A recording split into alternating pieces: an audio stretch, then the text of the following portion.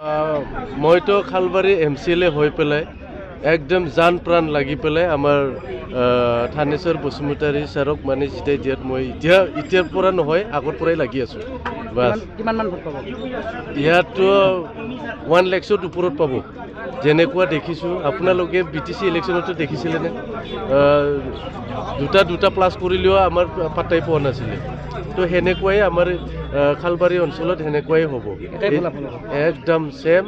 আৰু চাই থাকক 2 দিন বা 3 দিনৰ ভিতৰত খালবাৰী অঞ্চলত যিমান মানে মহিলা UPPL কৰা আছে কেনেকুৱা যোগদান কৰিব।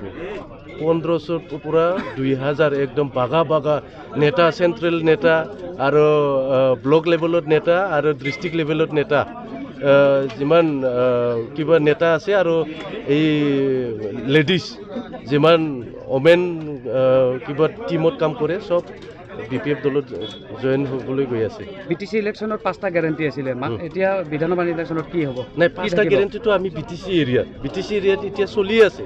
এইটো ফুল ষ্টপ নহয়, যায়ে থাকিব, চলি থাকিব।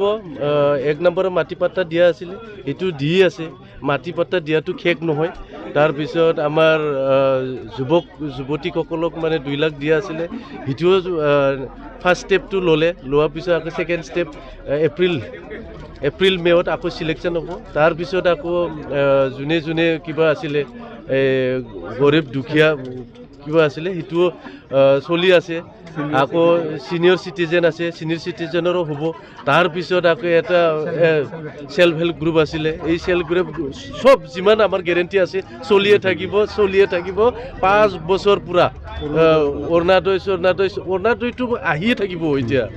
এতিয়া আমি আপলোড কৰিব লাগে, এই কোড অফ কণ্টাক্টৰ কাৰণেহে ৰখি আছে, নহ'লেতো অলৰেডি ফৰ্ম ছাবমিট কৰাই আছে DC অফিচত। এতিয়া কোড অফ কণ্টাক্ট এইটো কাৰণে অলপমান ষ্টপ হৈ আছে।